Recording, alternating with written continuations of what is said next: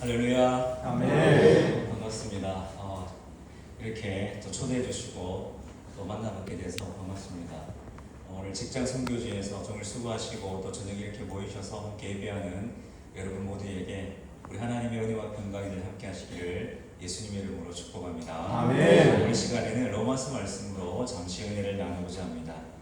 여러분 로마서 많이 읽어보셔서 아시겠지만 이 로마서는 성경이 다 중요하긴 하지만 그 중에서도 좀 굉장히 중요한 교리적인 그 중요점들을 많이 담고 있는 성경이 이 로마서입니다. 그래서 그 많은 기독교 역사 속에서도 이 로마서 강해가 또 많이 강해가 되었고, 또 기독교 역사 속에서 교리적인 뼈대를 세운 많은 분들이 로마서 속에서 기독교 교리 중심들을 발견한 그런 것들을 보게 됩니다.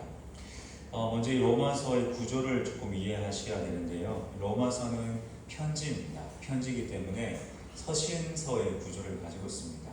그래서 1장 1절부터 17절까지는 인사말과 서론에 대한 부분을 다루고 있고, 그리고 1장 18절부터 3장 20절까지는 모든 사람이 죄인이라는 것을 강조하고 있습니다.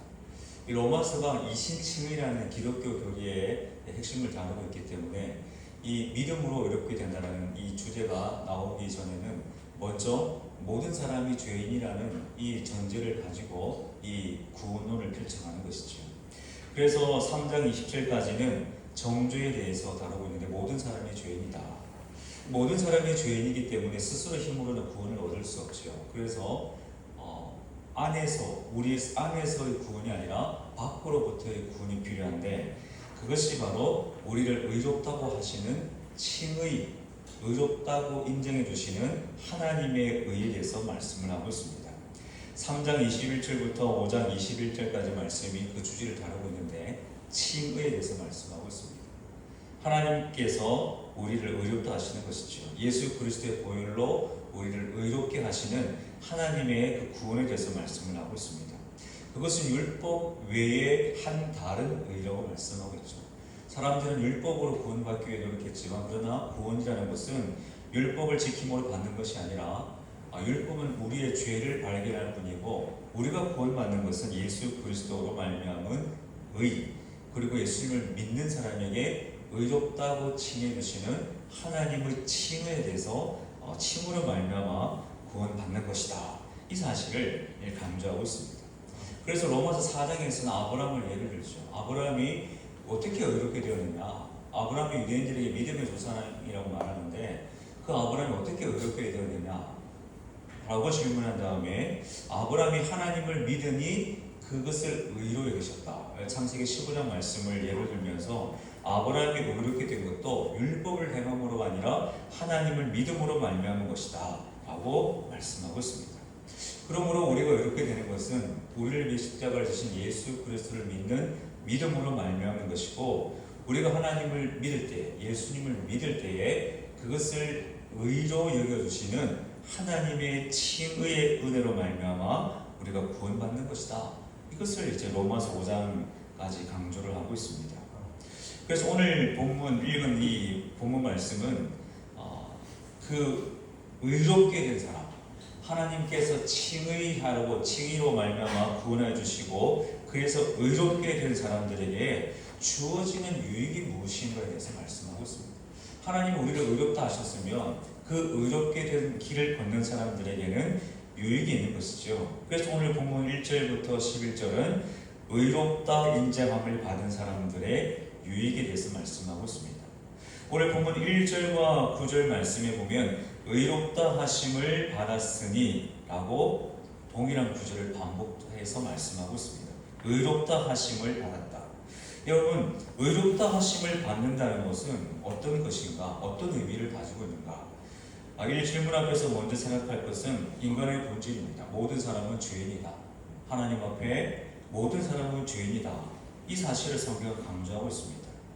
시편 14편 2절 3절 말씀에 보면 하나님께서 인생을 굽어 살피셔서 하나님을 찾는 자가 있는가 이렇게 살피셨을 때에 선을 행하는 자는 하나도 없다라고 말씀하고 있습니다. 시편 143편 2절 말씀에도 보면 주의 눈앞에는 의로운 인생이 하나도 없다 말씀하고 있죠. 로마서 3장 10절부터 보면 의인은 없나니 하나도 없다 말씀하고 있습니다. 그래서 모든 사람은 다 스스로 구원할 수 없는 죄인이라고 성경은 말씀하고 있습니다. 그렇기 때문에 율법을 주셨지만 그 율법을 받았음에도 불구하고 이 죄인된 마음과 이 죄인된 모습으로 율법을 행함으로 구원을 받을 수도 없는 것이죠.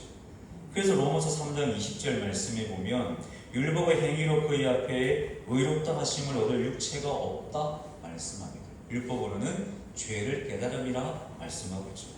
그런데 하나님께서 구원의 길을 열어주셨습니다. 예수님을 믿을 때 그 믿음을 보시고 그 사람을 죄인이 아닌 의인으로 인정해 주시는 것이죠. 오늘 본문 1절 말씀에 보면 그러므로 우리가 믿음으로 의롭다 하심을 받았으니 말씀하고 있습니다. 믿음으로 의롭다 하심을 받았다. 여기 의롭다 하심이라는 말은 칭의라는 말입니다. 이 사람을 의롭다라고 칭해 주는 것이죠. 무엇을 보고 의인이라고 칭해 줍니까? 믿음을 보시고. 그래서 율법이 아닌 믿음으로 말미암아 우리가 하나님 앞에 의롭게 되는 것이다. 여기에서 나오는 것이 기독교 교리의 핵심인 이신칭의 교리가 여기서 나오는 겁니다.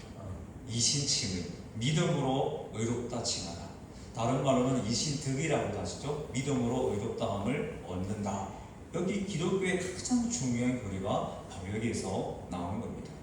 그런데 여기서 의롭다 하심을 받는다라는 것은 다른 말로 구원을 받는다 그런 뜻이죠. 우리가 의라는 것은 죄가 없다는 말입니다. 그 말은 곧 구원을 받는다는 것이죠. 구원받는다는 것은 모든 사람에게 주어지는 은혜는 아닙니다. 하나님께서 택하신 특별한 사람에게만 주어지는 것이기 때문에 그래서 이 구원받는다, 구원 얻는다라는 것을 가리켜서 우리는 교리적으로 특별 은총이다 이렇게 이름을 붙이는 것입니다. 여러분 일반 은총과 특별 은총의 차이를 잘 생각해 보면 일반 은총이라는 것은 하나님께서 모든 사람에게 베풀어 주시는 은혜입니다. 햇빛을 주시고 비를 내리게 하시고 또 먹을 양식을 주시고 그것이 모든 사람에게 똑같이 주시는 은총 하나님의 일반 은총이죠. 그러나 특별 은총은 하나님께서 계획하시고 선택하신 사람만이 누리는 죄 용서받고 그리스도를 믿음으로 구원받고 하나님의 은혜 속에 살아가는 특별한 선택, 이것을 가리켜서 특별 은총이다. 구원받은 사람이 누리는 은혜다. 이렇게 말하는 것이죠.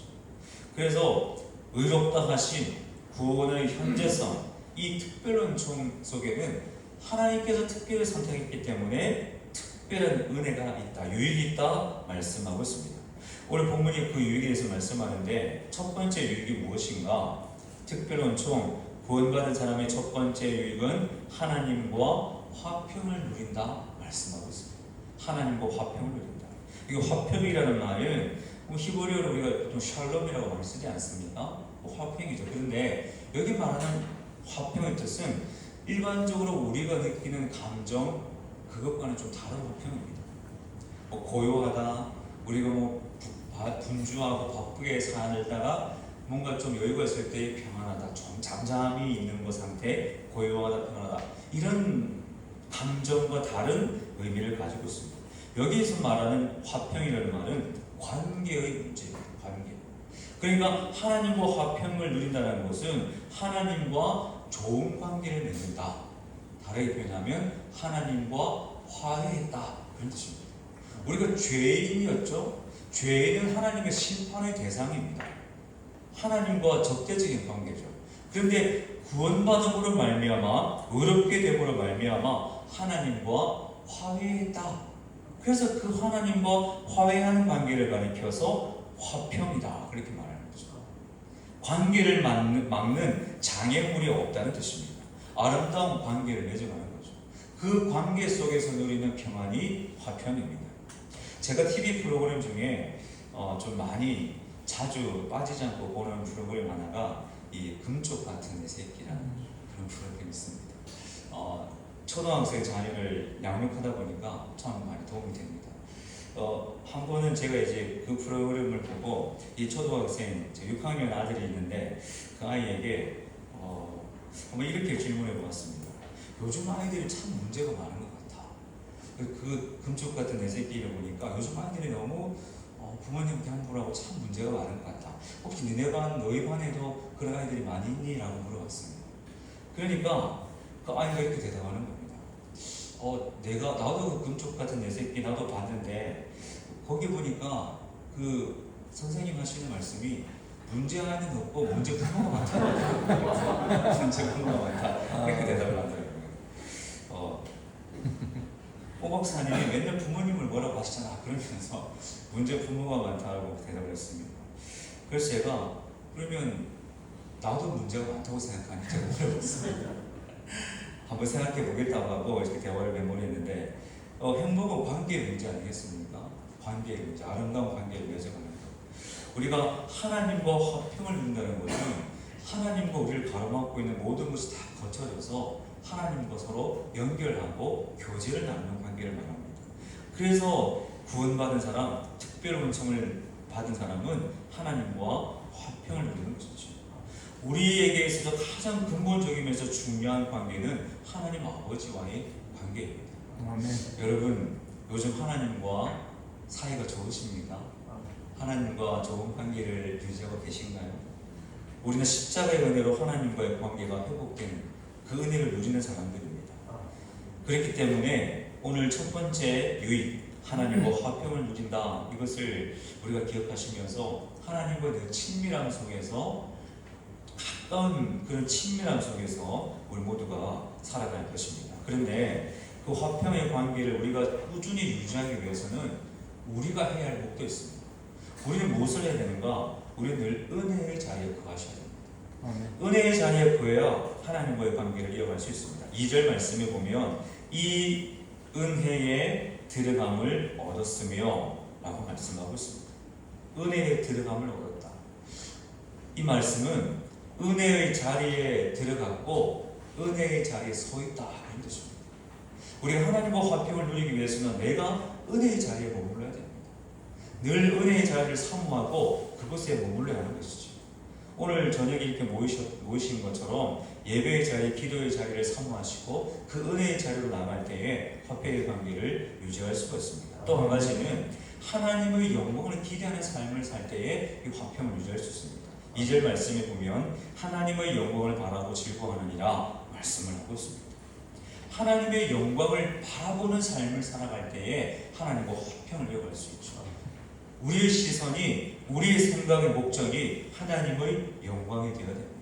우리가 직장 선교에 모여서 아름다운 교제를 나누고 하는 것 굉장히 중요한 모습입니다. 서로 격려하고 기도하고 하는 것 하나님 기뻐하시는 모습이죠. 그런데 우리가 모이는 목적은 하나님의 영광이죠. 우리가 살아가는 목적, 교회가 존재하는 목적, 그리스도 이름으로 모이는 모든 목적은 하나님의 영광을 위한 것입니다. 우리의 삶이 그런 목적을 분명히 하고 선명히 하고 나아갈 때에 우리는 늘 하나님과 화평을 누리는 삶을 살게 될 것입니다. 하나님과 화평을 누리는 저와 여러분이 될 수 있기를 축복합니다. 두 번째 유익은 하나님 특별 은총을 받은 사람에게는 하나님께서 하나님의 사랑을 부어주십니다. 하나님의 사랑을 우리에게 부어주시는 거죠. 5절 하반절 말씀에 보면 하나님의 사랑이 우리 마음에 부은 바 되미니 말씀하고 있습니다. 이 말씀은 하나님께서 우리 마음에 사랑을 부으신다 그런 뜻입니다. 저는 이 말씀, 이 구절이 얼마나 은혜가 되는지 모릅니다. 하나님께서 우리 마음에 하나님의 사랑을 부어주시는 거죠. 그냥 조금씩 이렇게 하는 게 아니라 그냥 사랑을 부어주신다 말씀입니다. 여기 붓다라는 이 단어 동사는 넘치도록 풍성하게 부어주신다 그런 뜻입니다. 하나님께서 우리에게 하나님의 사랑을 아끼지 않고 부어주시는 거죠. 그런데 하나님의 사랑은 어떤 사랑입니까? 6절 말씀에 보면 그리스도께서 경건하지 않은 자를 위하여 죽으셨도다. 그리스도께서 죽으셨도다 말씀하고 있죠. 8절에도 보면 그리스도께서 우리를 위하여 죽으신 것. 하나님께서 우리를 향해 사랑을 부으시는데 그 사랑은 독생자 예수 그리스도를 아끼지 않고 내어주시기까지 하는 사랑이라 말씀하고 있습니다. 아멘. 이것이 우리에게 부어주시는 하나님의 사랑이죠. 독생자를 내어주시기까지 하셨는데 다른 것을 어찌 더 내어주시지 아니하겠느냐, 그 말씀을 하는 겁니다. 그런데 그 사랑이 언제 우리에게 부어졌습니까? 우리가 어떤 모습일 때 부어졌습니까? 6절 말씀에 보면 우리가 아직 연약할 때에, 8절에 보면 우리가 아직 죄인 되었을 때에, 10절에 보니 우리가 원수 되었을 때에, 우리가 하나님 앞에서 연약하고 죄인이었고 원수 되었을 그때에 독생자 예수 그리스도를 내어주시는 그 사랑을 우리에게 부어주셨다 말씀하고 있습니다. 연약, 죄인, 원수, 이 단어를 보십시오. 죽을 수밖에 없는 사람들이 아닙니까? 사랑할 수 있는 모습이 전혀 없는, 그 조건을 찾을 수 없는 모습이 바로 이와 같은 모습입니다. 바로 그때 하나님께서 우리를 택하시고 우리에게 사랑을 부어주셨다 말씀하고 있습니다. 하나님의 사랑은 조건을 찾지 않으시는 무조건적인 사랑인 것이죠. 그 사랑이 주는, 그 사랑이 우리에게 부어질 때에 우리에게 일어나는 일들이 무엇이냐? 3절과 4절 말씀에 보면 그 하나님의 사랑이 우리에게 부어질 때에 환난 중에도 즐거워하고, 환난은 인내를, 인내는 연단을, 연단은 소망을 이룬다 말씀하고 있습니다. 하나님의 사랑이 부어지니 무슨 일을 만나도 그 어려움 속에서도 일어날 수 있는 힘을 얻게 하신다 말씀하고 있죠. 여러분, 이 말씀, 로마서 말씀은 60년대 AD 1세기 60년경에 주어진 말씀입니다. 1세기를 전후해서 살았던 초대교회 성도들의 삶이라는 것은 고난의 연속이었습니다. 히브리서 말씀도 그렇고 요한계시록도 말씀도 그렇고 베드로 전서서도 마찬가지고 복음서 외에, 그리고 바울 사도의 그 사도행전 서신서 외에 신약 성경, 많은 성경이 고난이라는 상황을 생각하면서 주어진 말씀입니다. 1세기 그리스도인들에게 고난은 일상이었습니다.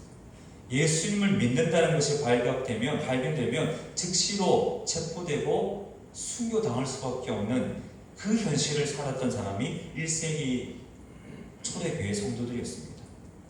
그들에게 오늘 말씀이 주어지는 거죠. 환난 중에도 인내를, 환난은 인내를, 인내는 연단을, 연단은 소망을 이룬다.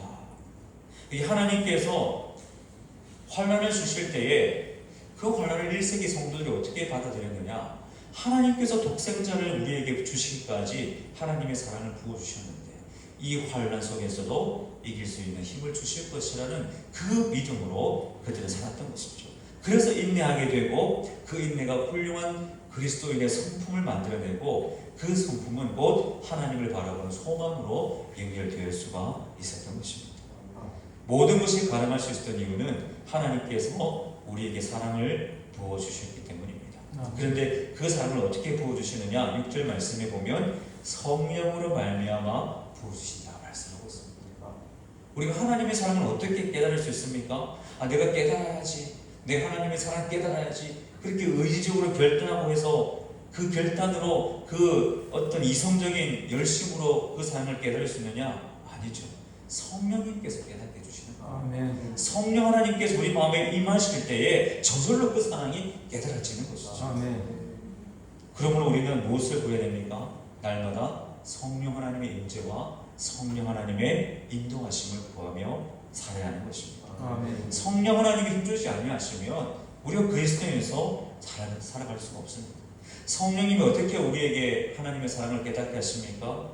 한 곡의 찬양을 통하여서도 깨닫게 하시고, 한 편의 설교를 통하여서도 하나님의 사랑을 깨닫게 하시고, 함께 동역하는 지체의 작은 한마디의 권면을 통해서도 하나님의 사랑을 깨닫게 하시고, 소그룹을 통해서, 성도의 교제를 통해서 그렇게 하나님의 사랑을 우리에게 깨닫게 하시는 분이 성령님이신 것입니다.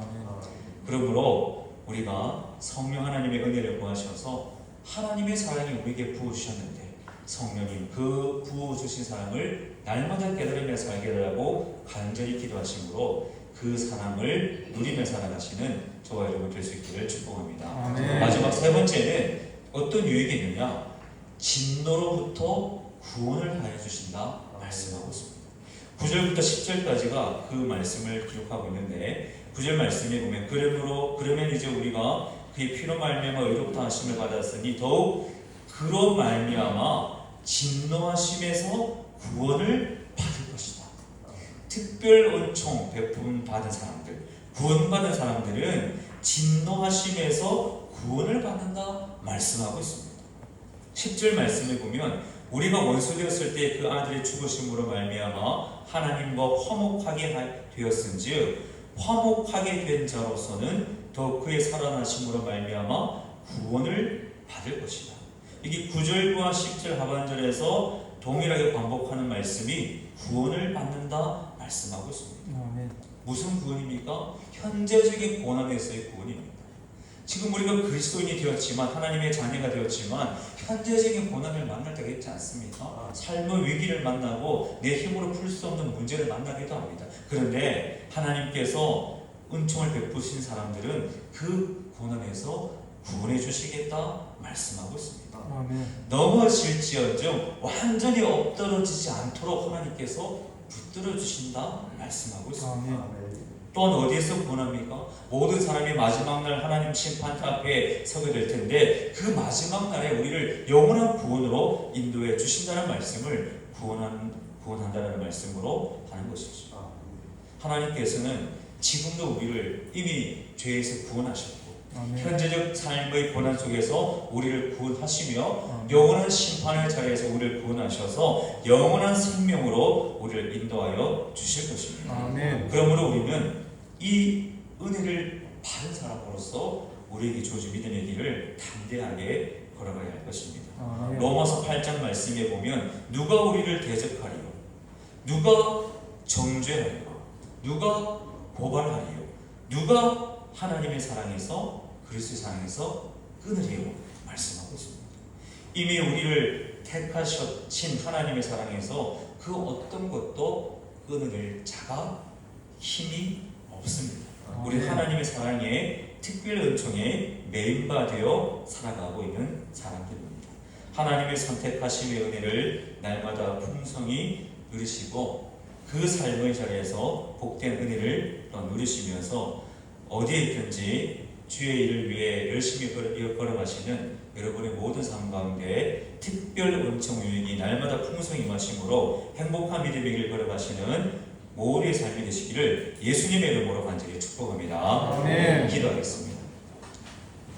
하나님 아버지, 우리를 택하시고 만세전에 창세전에 예정하시고 우리를 부르시고 구원하셔서 지금 이 시간 이렇게 하나님의 자녀로 믿음 가운데 살아가게 하심을 감사합니다. 하나님, 우리를 구원하셨사오니 구원하심에 합당한 은혜를 더 풍성하게 베풀어 주셔서 하나님 앞에 날마다 영광 돌리며 믿음의 길 온전히 걸어갈 수 있도록 인도하여 주시옵소서. 어떤 혼란을 만날지라도 이겨낼 수 있는 힘을 더하여 주시며 우리의 사랑을 하나님의 사랑을 날마다 부어주셨다 말씀하셨는데 그 사랑 깨닫고 담대한 믿음으로 승리하는 믿음의 길 걸어가는 우리 모두가 되게 하여 주시옵소서. 그래서 우리의 걸음걸음이 복되게 하시고 우리의 손과 발로 행함이 하나님 앞에 영광이 되게 하시며 우리의 마음의 생각과 묵상이 날마다 주님 앞에 연락되는 귀한 삶을 살아가는 모두가 되게 하여 주시옵소서. 영혼까지 우리의 삶을 인도하여 주실 줄 믿고 감사드리며 예수님의 이름으로 기도하옵나이다. 아멘.